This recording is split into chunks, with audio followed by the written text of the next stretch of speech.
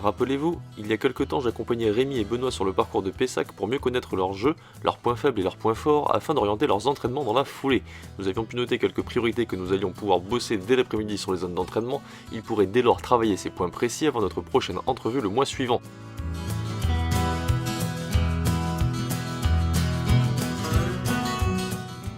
Le driving de Rémi, les sorties de bunker de Benoît ainsi que des coups de wedge de trajectoire plus basse pour tous les deux seraient abordés cet après-midi-là. Si vous voulez vous aussi tenter votre chance pour vous qualifier à la finale internationale à Maurice en 2024, comme Benoît et Rémi, toutes les infos comme d'habitude sur le site heritageworldcup.com. Allez, on est parti pour ce second épisode d'Objectif Champion du Monde.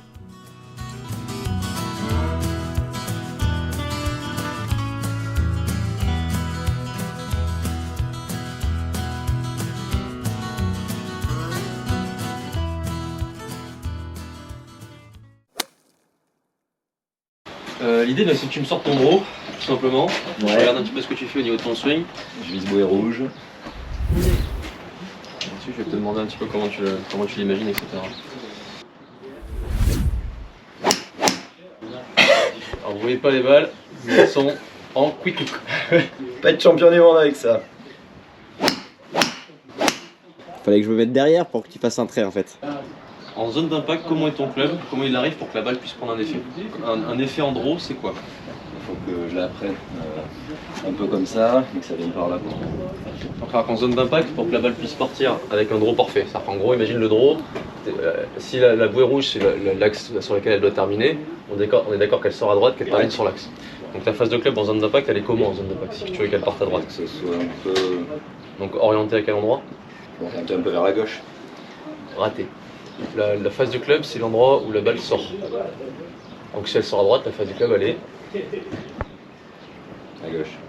à droite. Je vais prendre les sticks, je vais te montrer. Donc c'est-à-dire qu'en gros, si tu veux que la balle elle parte en direction de la bouée rouge, qu'elle termine en direction de la bouée rouge, il faut qu'elle sorte à droite, qu'elle revienne avec un draw. Donc ta phase de club en zone d'impact, elle doit être à droite. T'as pas le choix.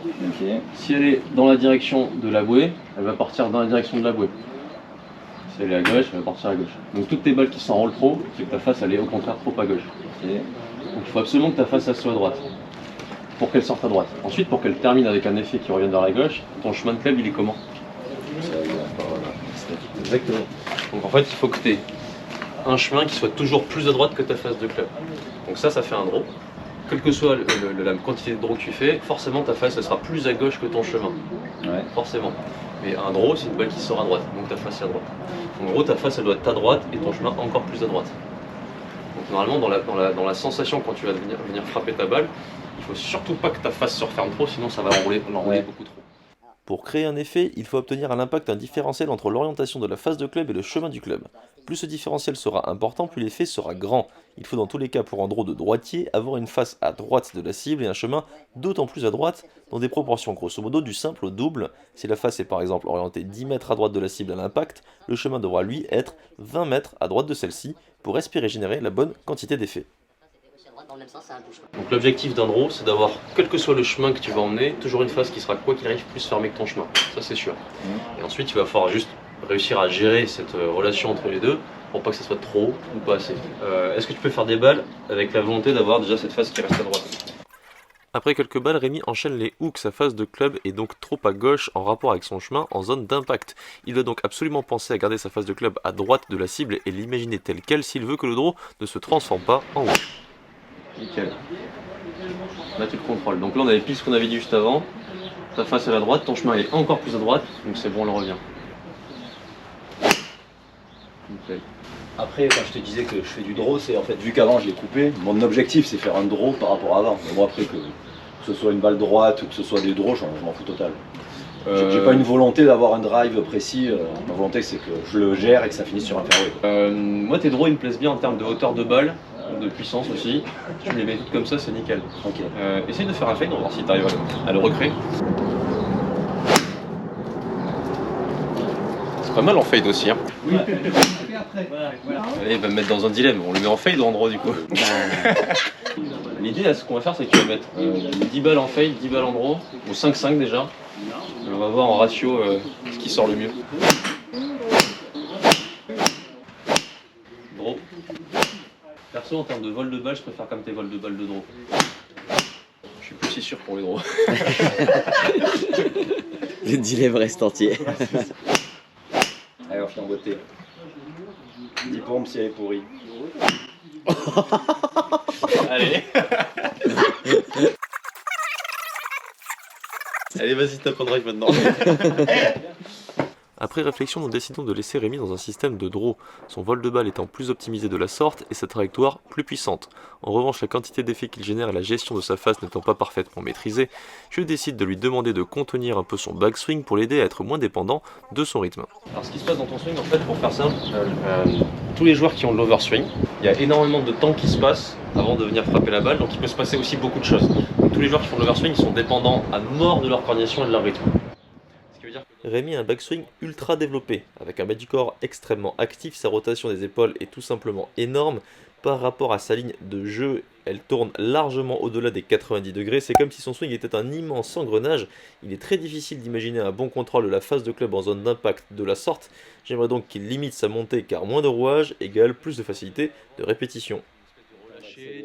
Le temps d'accélérer, etc. Ouais. Moi, ce que j'aimerais, c'est quand même que dans une optique d'ici 3 mois, que tu arrives quand même à raccourcir un peu ton swing pour être moins dépendant de ce rythme et qu'ensuite on arrive à te faire t'engager un peu plus avec le corps.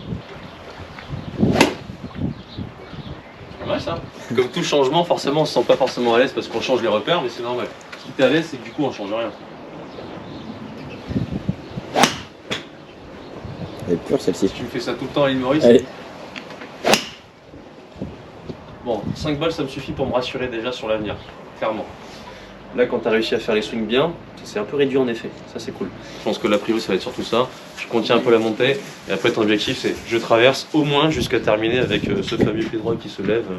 Donc on va te prendre en photo à l'île Maurice quand tu auras les photographes, ça c'est quand même plus joli que ça. Mais merci, j'ai perdu toute confiance en moi, j'ai même plus envie d'aller à Maurice. Tu m'as dit qu'aux mises en jeu, tu étais quand même vachement performant. Ouais. Donc c'est quand même un point fort. Moi, ce que j'aimerais, c'est que tu m'expliques comment tu crées tes effets. Yep. Benoît m'explique que pour créer son effet, il crée un différentiel entre sa face de club et son chemin par la statique, en orientant sa face et ses pieds sur des axes différents. C'est donc par une manipulation de l'orientation de sa face de club à l'adresse et par un setup différent qu'il crée ses effets. C'est d'ailleurs la manière la plus simple pour être certain d'en obtenir. C'est un beau draw. un beau draw de gaucher. C'était un draw de talon. Ce qui est bien, c'est qu'on le voit pas sur la vidéo. Il continue son explication en me disant qu'il change uniquement la statique et donc ses alignements de pieds et de club, vous l'aurez compris, lorsqu'il veut faire un petit effet. Il rajoute une volonté dynamique pendant son swing lorsqu'il veut l'augmenter. En grossissant les traits de son chemin de club, il joue alors sur son setup, mais aussi sa dynamique de swing, les deux cumulés créant effectivement un gros effet. Ok, donc en gros c'est soit tu changes uniquement un petit peu de la statique, tu swing normal, ouais. Soit tu veux rajouter de l'effet, tu changes la statique plus la dynamique. Ouais. Ok. On va faire un truc, on va essayer de te faire un draw sans changer ton setup de phase de club, d'orientation au niveau de tes pieds. Ouais. Tu as une verte à cible, tout droit. Par contre, tu essayes quand même de faire un draw. Ouais. Donc là uniquement par la dynamique, ouais. Pas en changeant le setup. Yep. Donc là c'est juste avec le changement au niveau de la dynamique. Ouais, de l'intention, ouais. Okay. Moi je préfère que tu simplifies comme ça. Je pense qu'il faut juste que tu restes sur de la dynamique. Ce qui est pas trop mal, c'est penser au plan de tes épaules. C'est-à-dire qu'en gros, quand tu es en draw, pour faire simple, quand tu vas swinger, tu vas plutôt imaginer que tu vas revenir. Ça revient à la même chose que penser au chemin avec la phase de club, tu vois. Imagine que tes épaules, ton épaule droite, elle va rester un peu plus longtemps derrière que ton épaule gauche. Quand tu fais un fade, normalement l'épaule droite, elle vient chercher un peu plus devant que par-dessus. Donc là, l'imagination, c'est que dans ton draw, en gros, par exemple, mets-toi à l'adresse. Quand tu viens swinger, ce plan-là au niveau des épaules, tu le gardes un peu plus longtemps vers là.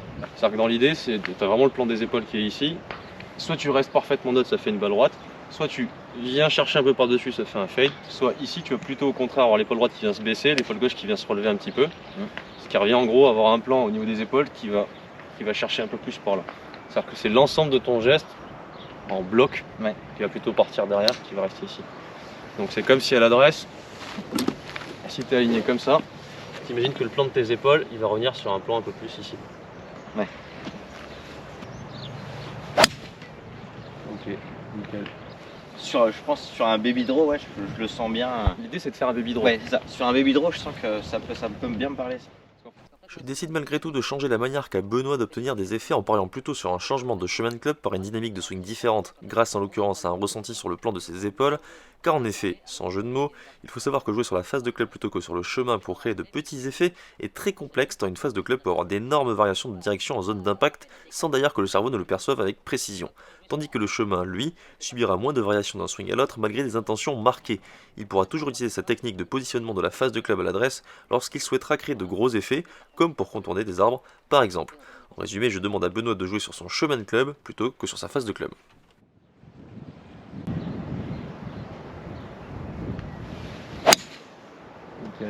C'est très propre. Et oui, c'est propre notre leader là.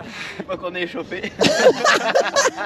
Parce que le problème de la face de club que tu vas manipuler, ça va t'obliger aussi à complexifier un peu la manière dont tu vas t'aligner. Ouais. Si tu t'alignes à droite, la face à gauche, ça devient un peu... beaucoup de paramètres. Ouais. Moi je préfère que tu t'alignes plein axe du fairway et qu'elle te sorte à droite et qu'elle revienne. Donc, plus par la dynamique que par la statique, quoi. Au niveau de tes fers, maintenant on va faire le travail inverse, tu vas prendre des fers et tu vas essayer de faire des fades. Parce que tout à l'heure, avant que la vidéo tourne, il m'a expliqué ses fades au fer. Et j'avoue, c'était un peu compliqué. Donc explique-nous un fade, comment tu le fais maintenant? Par la dynamique. Non, comment tu le faisais à l'origine? À l'origine, je m'orientais là où je voulais que sorte la balle. Mes pieds orientés là où je voulais que sorte ma balle. Ok. Et ma face là où je voulais que ça finisse. Ok, donc en gros la face sur la cible Voilà, et les pieds plus à gauche. c'est ça. Et hop, le trou à Maurice dans l'eau à droite, merde. Donc vous allez parfois entendre cette manière de faire. Le souci c'est qu'en fait elle est fausse. Ça c'est la manière dont vous voyez le swing avant. On se disait que pour créer un effet il fallait que la face de club soit l'endroit où que la balle termine, ce que tu viens d'expliquer. Or avec le Trackman et l'avènement du Trackman il y a quelques temps, on s'est rendu compte qu'en fait la face de club elle déterminait quasiment à 100% le départ de la balle. Ce qui veut dire que si tu alignes ta face de club vers la cible et que tu veux espérer qu'elle termine sur la cible, en fait c'est impossible. Puisqu'un fade on est d'accord, elle doit sortir à gauche et ensuite terminer dessus. Donc si tu alignes déjà ta balle vers la cible, logiquement elle va sortir vers la cible et ensuite elle va s'échapper. C'est tout à fait là, hein, en vrai. Donc tes fades ils sont trop prononcés. Donc c'est la même chose que juste avant avec les bois. Là tu vas essayer de faire un fade non pas en t'alignant à gauche complètement avec la face ouverte, tu veux garder face et alignement de corde de la même manière, tu bouges rien, tout est square. Et plutôt que d'imaginer que tu vas changer par le setup et aussi la dynamique, uniquement la dynamique, où là par contre ton plan des épaules, tu vas essayer de l'emmener beaucoup plus rapidement dans l'intérieur. Juste la dynamique, ça suffit. En gros tu amènes tout à gauche. Ça je préfère. Comme ça fait petit fade. Ça c'est mieux aussi. Donc sur le parcours on a vu que le wedging c'était peut-être un truc à bosser au niveau de les hauteurs de balle. Vous faites combien pour faire il y a une bouée à 100 mètres, vous faites combien pour faire 100 mètres normalement? Quel club vous prenez? Mon approche, moi, il fait 95 et après, ça sera le gap wedge que je gère pas du tout, qui est censé faire peut-être 110, mais je sais même pas, j'ai aucune régularité avec, je n'arrive pas à savoir ce que. Quand tu la frappes bien en théorie c'est 110 quoi. Moi ça va, 100 mètres, je l'ai pas purement dans le sac complètement. Donc ça va dépendre du danger, du drapeau et tout. Parce qu'en gros je suis un peu en dessous de 100 mètres avec mon 54. Tu fais quoi, ça, 95? Ouais, je suis entre 95, un chouille plus, tu vois. Ok. Alors qu'avec mon 50, je vais être trop, donc ça peut être peut-être mon 50 un peu grippé court. Voilà, ou après, s'il faut pas être long, du coup. Tu prends un fond de ton 54 mon 54 t'es 2-3 mètres court, mais ça va quoi. C'est pas grave quoi, voilà. Ok. Donc là, par rapport à ce qu'on a vu, l'idée c'est de prendre les cannes du dessus, donc quoi qu'il arrive, et apprendre à faire des petits coups. Donc avec le vent, en fait, c'est pile un gap. Dans ce cas-là, tu vas prendre le pitch. Pareil pour toi, ça va être un pitch. Hein. Parce que là, ce que je veux, c'est que vous preniez, là, en plein swing, vous y allez. Donc moi, je veux que vous preniez la canne du dessus en petit swing. L'une des priorités de jeu sur le parcours mauricien où se déroulera l'Heritage World Cup sera de maîtriser les balles dans le vent. Aussi, si celui-ci souffle fort, et c'est le cas ce jour-là sur le golf de Pessac, tant mieux, les coups de wedge un peu tenus face au vent ou de biais seront importants à maîtriser. Sur la partie en parcours accompagné juste avant, je me suis rendu compte qu'ils utilisaient très peu ce genre de coups, pourtant primordiaux dans le jeu de golf. Ça c'est mieux Ben. Alors, là c'est en prévision de tous les coups de wedge que vous allez avoir vent contre, et il y en aura. Vent contre, l'idée c'est que si vous commencez à armer le club à venir du coup de vachement vertical, vous allez éclater la balle au sol, elle va monter direct en l'air. L'idée c'est de les tenir vraiment basses. On va les tenir basses en prenant 1 voire 2 clubs de plus. Et ce que je veux c'est que vous fassiez des swings avec la sensation de mettre 0 poignet. Mais genre vraiment 0 poignet. C'est-à-dire qu'en gros l'armement il va pas exister. Je veux pas voir ça. L'idée ça va être juste là, ça suffit. Le poignet reste à plat. Et à partir de cet emplacement là, c'est uniquement le corps qui vient tracter pour essayer de la tenir basse. Dès que vous avez l'armement qui va venir, vous avez le risque en désarmant en fait, en gros d'avoir la face de club qui se réouvre un petit peu trop, ça la fait gicler vers le ciel. Moi ce que je veux c'est que vous ayez la sensation en fait qu'avec le corps, pendant le swing, vous allez essayer de recouvrir la balle. Restez vraiment avec les mains devant. Ok, donc ça va ressembler un petit peu à ça. Donc je monte pas trop. Et je rentre. Juste ça. Ça vent contre, vous êtes sûr que vu qu'elle part basse, elle le verra pas le vent contre. Ça c'est pas mal ça. Là il va nous enchaîner Rémi 3 balles au piqué. Alors que dès que je les faisais à mes techniques habituelles, je les mettais à 30 mètres. Donc là vous remarquez que le finish aussi, il est un peu plus tenu quoi, de fait. Parfait. Le but c'est pas y aller pas mal. Mettre trop d'intensité. Non justement c'est de baisser l'intensité pour enlever du spin. Oui, comme ça pour pas qu'elle remonte trop. C'est comme un grand chip. On va essayer d'affiner un peu le divot.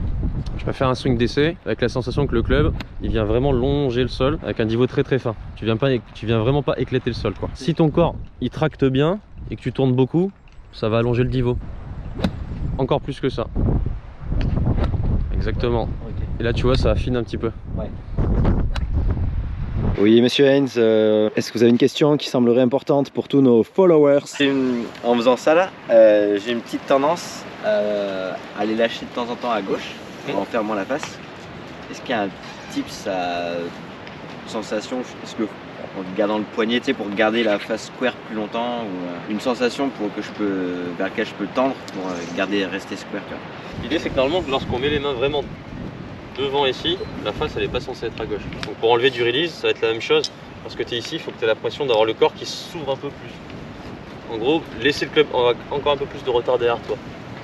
Tu gardes avec du retard et que tu gardes le corps vraiment avec de l'avance, normalement le club il va rester un peu plus ouvert. J'essaie de me la faire. Et action! En gros le corps ne s'arrête jamais de tourner, la face de club tu la laisses derrière toi. Belle!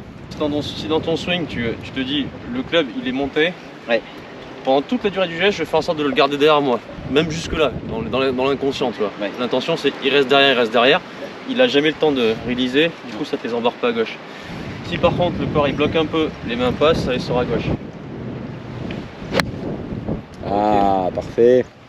Oh, ça va toucher ça. Avant de te sortir une balle à gauche avec le corps qui traque comme ça, faut y aller. Normalement ça n'arrivera pas. Eh merde. Non mais là c'est pas pareil. Là c'est moi qui suis venu comme ça. Tu l'as senti faire. Là c'est le corps qui a fait ça, c'est pas les mains qui ont fait ça. Donc c'est de ma faute. On mettra pas tout, on mettra pas tout.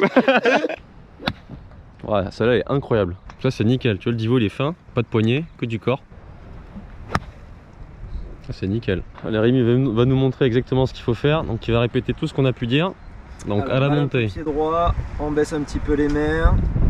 On avance pas mal les poignets. Et là ce qui va être super important c'est garder le triangle sur l'armée. On n'en pas très loin, pas de poignet. Et après on s'investit vraiment le corps entier pour prendre un petit divot. Et donc là regardez, ça va faire 100 mètres, à 2 mètres près ça va finir sur la boue. En plus il le fait, attends. Touche la fouet ou pas? Oh! C'était pas à 2 mètres, c'était à 60 cm. Et après il y a du vent, c'est pas facile d'être précis.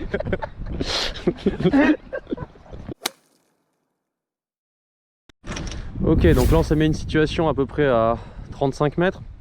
Donc là tout à l'heure on a vu Benoît sur le parcours qui nous a fait une approche un chouïa trop haute. En plus on a vent contre, c'est bénef. Donc là l'idée c'est que si vous étiez sur le parcours, il y a 2 choix possibles à cette approche. Soit on la fait pitcher plutôt vers le haut de la butte un peu haute, elle s'arrête assez rapidement. Soit on la fait pitcher en bas de la butte pour qu'elle roule ensuite, mais il faut forcément qu'elle ait du jus après le premier rebond, sinon elle va pas atteindre le plateau. Moi c'est plutôt comme ça que je l'imaginerais normalement sur un coup comme ça. Donc là le point de chute il va être vraiment début de green je pense, voire légèrement avant, mais il faut la tenir basse pour qu'elle ait au moins un premier rebond qui soit assez franc. Exactement ça, nickel. Donc là c'est pareil, c'est pas de poignet à la montée, et juste du corps qui vient tracter. C'est ça. Un petit peu clean. Balle clean, balle pleine de spin. Ouais. Pas du tout quoi faire comme geste en fait. Et alors après en termes d'amplitude, j'ai aucune idée. On va se faire un nouveau geste, nouveau faire. Bon, on va la choper. Quand on ne sait pas quelle amplitude ou quelle intensité jouer pour avoir le bon dosage sur un coup qu'on découvre, sur lequel on ne s'est jamais entraîné, c'est tout à fait normal. C'est comme si vous étiez un débutant devant votre balle, alors un seul conseil, faites confiance à votre instinct et le temps passé à vous y entraîner fera le reste. Par cet entraînement, vous augmenterez la banque de données dans votre cerveau et en quelques séances, vous serez déjà beaucoup plus serein sur cette nouvelle aptitude que vous développez. Là j'ai l'impression de l'avoir prise parfaite, bien touchée, ça a touché vraiment pile l'entrée de green et je pense qu'elle a fini derrière le green. Enfin, C'est que le point de chute il est encore un petit peu trop loin. Okay. Il faut la faire tomber avant green dans ce cas-là. Ah. Une vol de mort. Une vol de mort? Ouais. Pourquoi? Parce que, le truc dont on ne doit pas prononcer le nom quoi. Sinon ça va se produire. Si tu jouais des bonnes balles en termes de qualité, celle-ci était nickel. Du coup, ça vu que c'est un caillou. Ça change tant que ça? Ouais, le spin ouais quand même. Ah, là tu penses qu'elle finissait Bon drapeau. Ah ouais. C'est pas juste un mètre qui aurait changé, ça aurait changé bien plus que ça. Bah un bon mètre 52 mètres à l'arrivée, ouais je pense. Je sens rien. Donc là en fait pour l'instant t'as pas d'information dans ton cerveau qui te renvoie ce qu'il faut faire en amplitude, mais tu vois que finalement instinctivement tu fais quand même pas trop mal. Hein. Ouais. Bah là je réduis le plus possible mon geste en fait. Et vu que c'est tourné, je fais le geste le plus petit possible, ça change l'énergie du corps. Ouais bien. Tu l'as. Ne pas se sentir à l'aise comme Rémi est tout à fait normal lorsqu'on manque de repères sur un coup. On voudrait souvent rester cantonné à ce qu'on sait faire pour être plus efficace sur l'instant T, ce qui est juste si vous voulez scorer, notamment en compétition, mais la progression vient aussi par l'apprentissage de coups dont on sait qu'ils seront stratégiquement beaucoup plus efficaces une fois qu'ils seront maîtrisés. C'est justement à ça que sert l'entraînement, l'apprentissage de nouveaux skills et leur ancrage.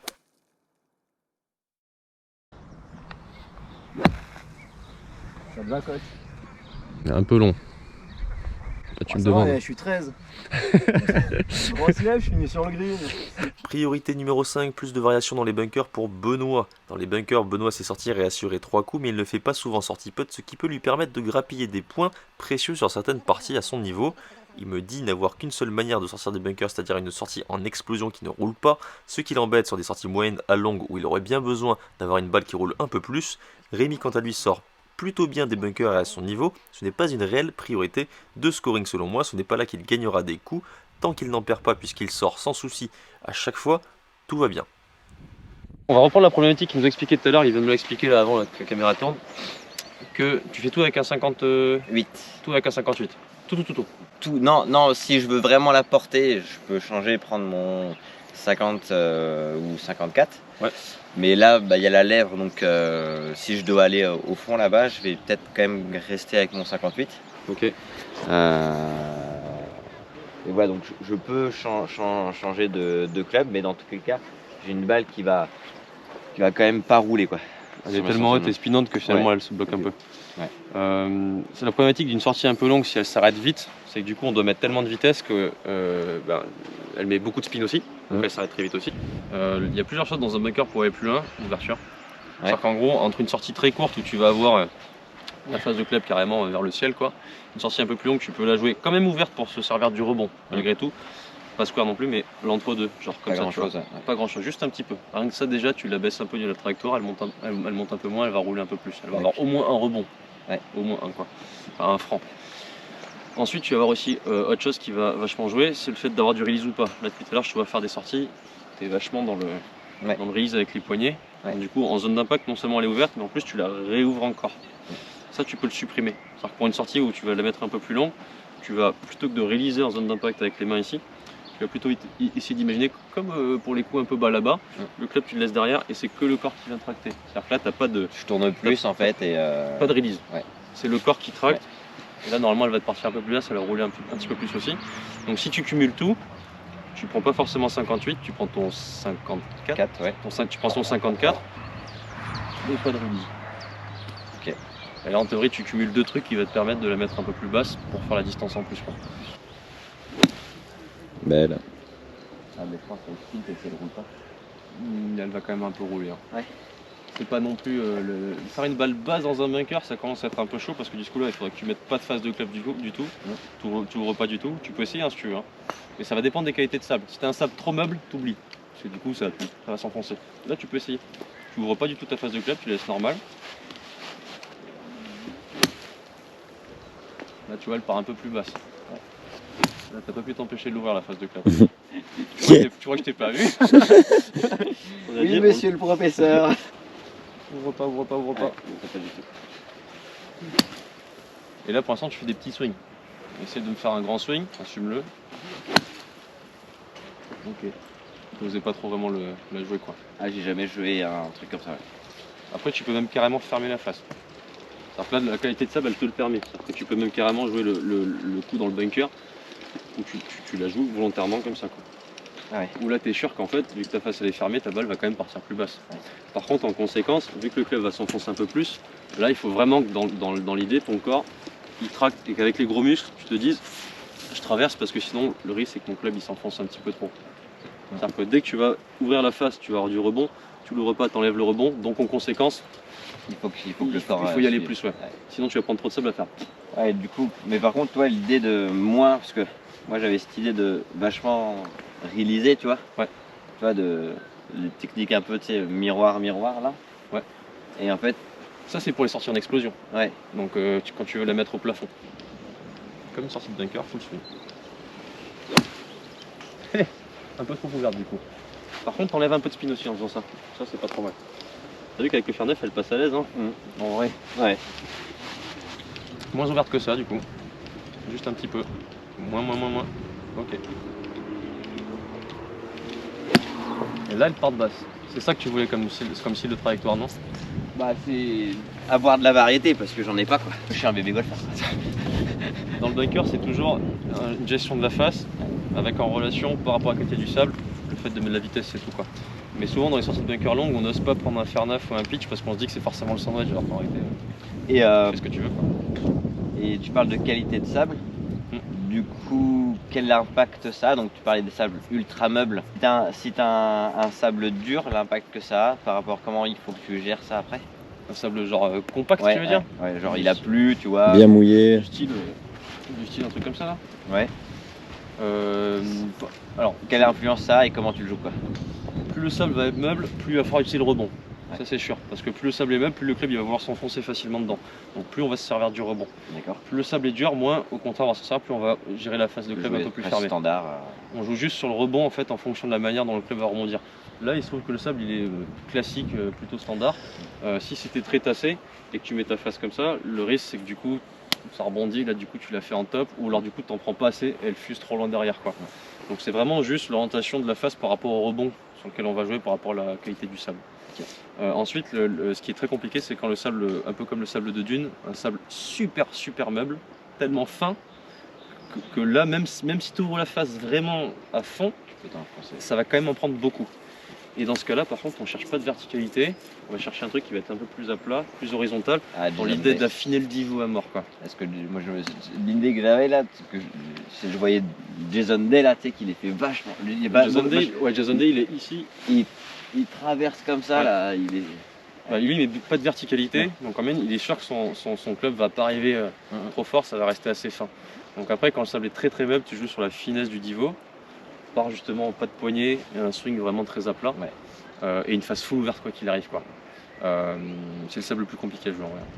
Parce que du coup, tu es limité en termes de hauteur, là tu peux pas vraiment faire de balle basse, sauf si tu la prends ça avant avec une face fermée encore. Mais il faut pas te chier parce que si tu la prends ça avant, elle reste dans le bunker, tu vois. Donc il y a quand même des conditions de sable qui sont un peu galères. Nickel. Magique. Bien. Et là, t'es sûr que t'enlèves le spin, elle va galoper quoi. Bien. Et c'est tellement, en fait, c'est ultra standard, donc c'est facile à jouer en fait. T'ouvres pas la face de club, ça c'est sûr. Et t'essaies de verticaliser. Mais au but. 3 points. Vu le lie à ta place, je ne ferai pas ça. Sur du carrelage, donc bon. Nickel. Parfait. Ouais, facile. Facile. Mais ouais, le coup du corps, en fait, tu vois, je pense que ça me correspond vachement plus parce que dans tous les cas. Bien. Dans tous les cas, moi je joue plus avec le corps qu'avec les bras. Enfin, toi, je m'engage avec les. pas un pongiste quoi. Ça balance des ogives. On va faire 7 dans la gueule celui-là. Donc sortie de bunker en descente avec un lie un petit peu comme ça. L'idée c'est exactement ce qu'est en train de nous faire Rémi, c'est-à-dire dans le sens de la pente et face full ouverte pour compenser le fait. Oh, incroyable celle-là. Elle est incroyable. Tiens, t'as réussi à l'arrêter quoi. Parfait ça aussi. Donc l'idée c'est dans le sens de la pente, face complètement ouverte pour compenser le fait qu'on soit en pente et malgré tout, normalement elles sortent pas assez hautes pour réussir à les arrêter tout le temps. Donc là malheureusement en fonction des conditions vous n'aurez pas le choix que de stratégiquement vous dire bon j'accepte le fait que la balle va terminer un peu long. Ils sont bons les sorties en bunker là. Ils sont déjà prêts à la plage en fait. Ils se mettent dans l'ambiance déjà. Moi j'irai qu'à la plage de Maurice, j'irai pas au golfe de Maurice. Bon, fin de première journée d'entraînement de l'équipe de France, future championne du monde. C'est quoi? C'est beau. Ouais, c'est beau. Vous avez remarqué qu'ils avaient mis sur leur 31 là pour venir aujourd'hui. Belle petite tenue Toujours. ciel, toujours avec les chaussures qui reviennent et tout. Bah écoutez, j'espère que ça vous a plu. J'espère que ça vous a plu aussi. Carrément. Au top. Je vous ferai un petit résumé par mail d'un petit peu tout ce que vous allez avoir à bosser pour la prochaine, avant qu'on se rencontre la prochaine fois. Ouais. Comme ça on vérifiera si ça a un peu progressé à ce niveau-là. Et ensuite il y aura plein d'autres choses à voir au niveau du putting notamment, au niveau du petit jeu aussi. Et puis sur le parcours aussi, des parcours à thème pour essayer de les tester un peu mentalement. Et continuer à faire cette cohésion d'équipe qui va être importante. Petit mot pour la fin. Bonne première découverte sur les 3 jours, mais je suis serein pour Maurice. D'ici 3 mois on va être au top. On va éviter de faire trop de pompes. Voilà. Et, merci Feu déjà. Franchement, c'était super cool. Une journée pas intense mais riche, je vais dire ça comme ça. Et puis de faire la rencontre de Rémi aussi, c'était cool. Et puis hâte de refaire ça quoi. Force et honneur. Yeah. À plus.